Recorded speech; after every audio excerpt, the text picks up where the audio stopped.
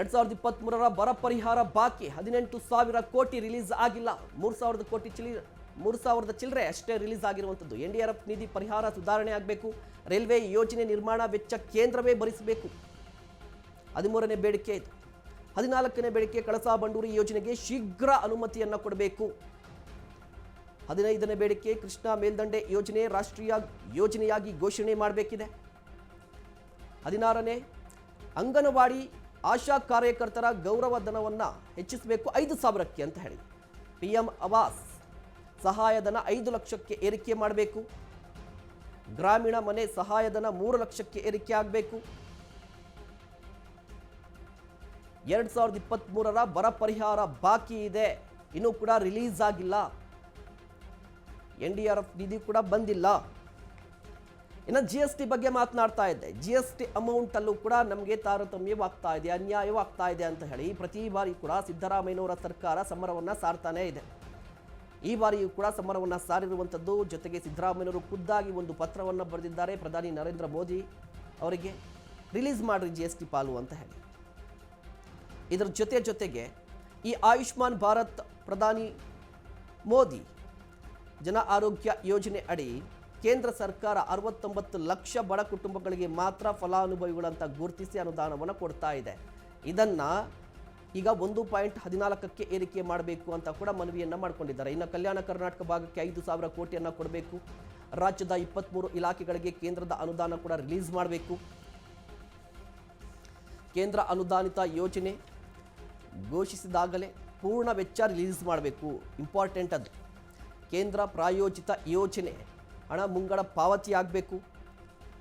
ಸಾಮಾಜಿಕ ಪಿಂಚಣಿ ಅಡಿ 50% ಫಲಾನುಭವಿಗಳಿಗೆ ಕೇಂದ್ರದ ನೆರವು ಕೊಡಬೇಕು. 10 ವರ್ಷಗಳಲ್ಲಿ ಪರಿಷ್ಕರಿಸದ ಅನುದಾನ ಮೊತ್ತ ಈ ವರ್ಷ ಪರಿಷ್ಕರಿಸಿ. ರೇಪ್ ಪೋಕ್ಸೋ ಕೇಸ್ ನಿರ್ವಹಣೆಗೆ ಫಾಸ್ಟ್ ಟ್ರ್ಯಾಕ್ ಕೋರ್ಟ್ಗಳನ್ನು ನಿರ್ವಹಣೆ ಮಾಡಬೇಕು, ಸ್ಥಾಪನೆ ಮಾಡಿ ಅಂತ ಹೇಳಿ ಒಟ್ಟು 25 ಬೇಡಿಕೆಗಳನ್ನು ನೋಡಿದ್ವಿ. ಇನ್ ಡೀಟೇಲ್ಡ್ ಆಗಿ ಹೇಳೋದಾದರೆ 25 ಬೇಡಿಕೆಗಳಿಗೆ ಸಂಬಂಧಪಟ್ಟಂತೆ ಈಗ ಆಯುಷ್ಮಾನ್ ಭಾರತ್ ಕಾರ್ಡ್ ಇದೆಯಲ್ವಾ, ಆ ಯೋಜನೆಗೆ ಸಂಬಂಧಪಟ್ಟಂತೆ ಕೇಂದ್ರ ಸರ್ಕಾರ ಇಲ್ಲಿಯವರೆಗೂ ಏನು ಮಾಡ್ತಾ ಇದೆ ಅಂತ ಹೇಳಿದ್ರೆ 69 ಲಕ್ಷ ಬಡ ಕುಟುಂಬಗಳು ಮಾತ್ರ ಫಲಾನುಭವಿಗಳು ಅಂತ ಹೇಳ್ತಾ ಇದೆ. ಆದರೆ ಇಲ್ಲಿ ರಾಷ್ಟ್ರೀಯ ಆಹಾರ ಭದ್ರತಾ ಕಾಯ್ದೆ ಅಡಿ ಕೇಂದ್ರ ಸರ್ಕಾರ 1.14 ಕುಟುಂಬಗಳನ್ನು ಫಲಾನುಭವಿಗಳಂತ ಹೇಳ್ತಾ ಇದೆ. ಒಂದೇ ಮಾನದಂಡ ಇರುವಂಥದ್ದು, ಏನು ಬಡತನ ರೇಖೆಯಿಂದ ಕಡಿಮೆ ಇದ್ದಾರೆ ಅಂತ ಹೇಳಿ. ಆದರೆ ನೀವು ಆರೋಗ್ಯ ಯೋಜನೆ ಅಂತ ಬಂದರೆ 69 ಲಕ್ಷ ಅಂತ ಕೊಡ್ತಾ ಇದ್ದೀರಾ. ಅದೇ ರೀತಿ ಆಹಾರ ಭದ್ರತೆ ಕಾಯ್ದೆ ಅಂತ ಹೇಳಿದ್ರೆ 1.14 ಅಂತ ಕೊಡ್ತಾ ಇದ್ದೀರಾ. ಹೀಗಾಗಿ ಈ ಮಾನದಂಡವನ್ನು ಸರಿ ಮಾಡಿ ಅಂತ ಹೇಳಿ ಮನವಿಯನ್ನು ಮಾಡಿಕೊಂಡಿದ್ದಾರೆ. ಇದ್ರ ಜೊತೆಗೆ ಏನಪ್ಪ ಅಂತ ಹೇಳಿದ್ರೆ ಈ ಅಂಗನವಾಡಿ ಕಾರ್ಯಕರ್ತೆಯರು ಆಶಾ ಕಾರ್ಯಕರ್ತೆಯರ ಗೌರವ ಧನಕ್ಕೆ ಸಂಬಂಧಪಟ್ಟಂತೆ ಈಗ ಕೂಡ ಫ್ರೀಡಂ ಪಾರ್ಕ್ನಲ್ಲಿ ಪ್ರತಿಭಟನೆ ನಡೀತಾ ಇದೆ. ಈಗಲೂ ಕೂಡ ನಡೀತಾ ಇರುವಂಥದ್ದು ಪ್ರತಿಭಟನೆ. ಇದಕ್ಕೆ ಸಂಬಂಧಪಟ್ಟಂತೆ ಒಂದು ಮನವಿಯನ್ನು ಮಾಡಿಕೊಂಡಿದ್ದಾರೆ. ಅದೇನಪ್ಪ ಅಂತ ಹೇಳಿದ್ರೆ ರಾಜ್ಯದ ಅಂಗನವಾಡಿ ಕಾರ್ಯಕರ್ತೆಯರಿಗೆ ಮಾನಸಿಕವಾಗಿ 10,000 ರೂಪಾಯಿ ಗೌರವ ಧನವನ್ನು ನೀಡಲಾಗ್ತಾ ಇದೆ.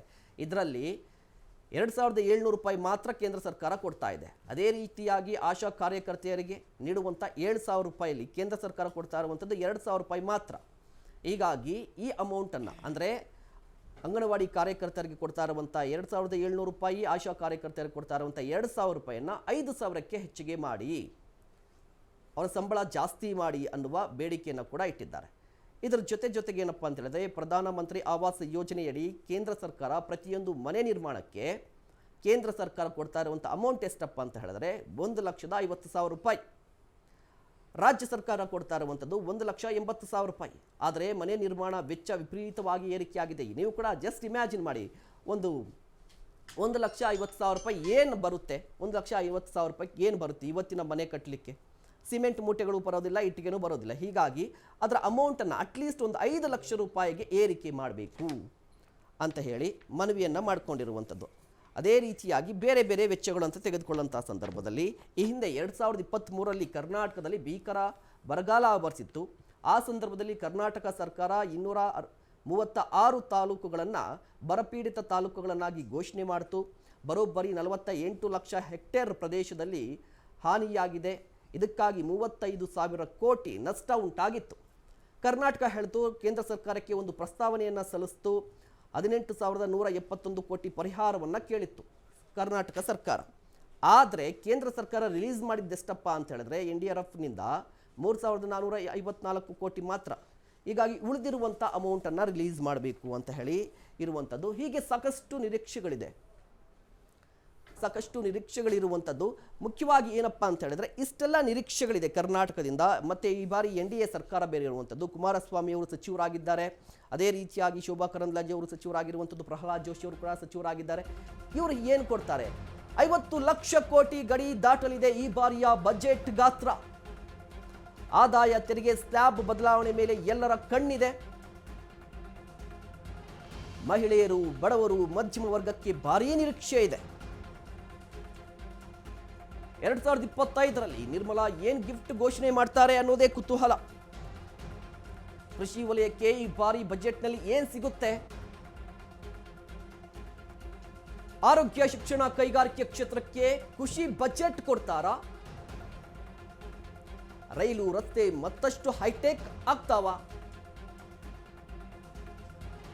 ಬೆಳಗ್ಗೆ 11 ಗಂಟೆಗೆ 8ರ ಗಂಟು ಏನಿದೆ ಅನ್ನೋದು ಗೊತ್ತಾಗುತ್ತೆ. ಸಾಕಷ್ಟು ನಿರೀಕ್ಷೆಗಳಿರುವಂಥದ್ದು ನಿರ್ಮಲಾ ಸೀತಾರಾಮನ್ ಅವರ ಈ ಬಾರಿಯ ಬಜೆಟ್ ಮೇಲೆ.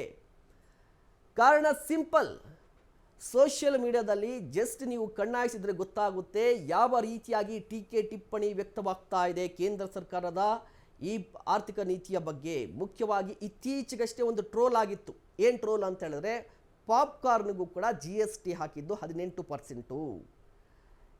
ಯಾರೋ ಹೇಳ್ತಾ ಇದ್ರು, ಈ PVRಗೆ ಯಾರಾದರೂ ಸಿನಿಮಾಗೆ ಹೋಗ್ತಾ ಇದ್ರೆ ಈ ಹಿಂದೆ ಸಾಕಷ್ಟು ಮಂದಿ ಪಾಪ್ಕಾರ್ನನ್ನು ತೆಗೆದುಕೊಳ್ತಾ ಇದ್ರು ಅಂತ. ಬಟ್ GST ಬಂದ ಮೇಲೆ ಅದನ್ನು ತೆಗೆದುಕೊಳ್ಳೋರು ಕೂಡ ಕಡಿಮೆ ಆಗಿಬಿಟ್ಟಿದ್ದಾರೆ. ಇದು ಜಸ್ಟ್ ಒಂದು ಎಕ್ಸಾಂಪಲ್ ಅಷ್ಟೇ. ಇದ್ರ ಜೊತೆಗೆ ಏನಪ್ಪ ಅಂತ ಹೇಳಿದ್ರೆ, ಈಗ ಪ್ರತಿಗಳನ್ನು ತೆಗೆದುಕೊಂಡು ಹೋಗ್ತಾ ಇರುವಂಥದ್ದು ಅಧಿವೇಶನಕ್ಕೆ ನಿರ್ಮಲಾ ಸೀತಾರಾಮನ್ ಅವರು ಬಂದರು. ಮತ್ತೊಂದು ಕಡೆ ಈ ಬಜೆಟ್ ಪ್ರತಿಗಳನ್ನು ಕೂಡ ತೆಗೆದುಕೊಂಡು ಹೋಗಿದ್ದು ಆರ್ಥಿಕ ಇಲಾಖೆಯಿಂದ ಅಧಿಕಾರಿಗಳು. ನಾನು ಈಗಾಗಲೇ ಹೇಳ್ತಾ ಇದ್ದೆ, ಈ ಕೊಂಡುಕೊಳ್ಳುವಂತಹ ಪರಿಸ್ಥಿತಿ ಎಲ್ಲವೂ ಕೂಡ ಚೇಂಜ್ ಆಗಿದೆ ಅಂತ. ಖರೀದಿ ಮಾಡಲಿಕ್ಕೆ ಜನರು ಮುಂದಾಗ್ತಾ ಇಲ್ಲ. ಈ ಪರಿಸ್ಥಿತಿ ಯಾಕೆ ಬಂತು? ಟ್ಯಾಕ್ಸ್ ಟೆರರಿಸಮ್ ನಿಜವಾಗ್ಲೂ ನಡೀತಾ ಇದೆಯಾ ಅನ್ನೋದ್ರ ಬಗ್ಗೆ ಇವತ್ತು ಮಾತನಾಡ್ತಾ ಹೋಗೋಣ.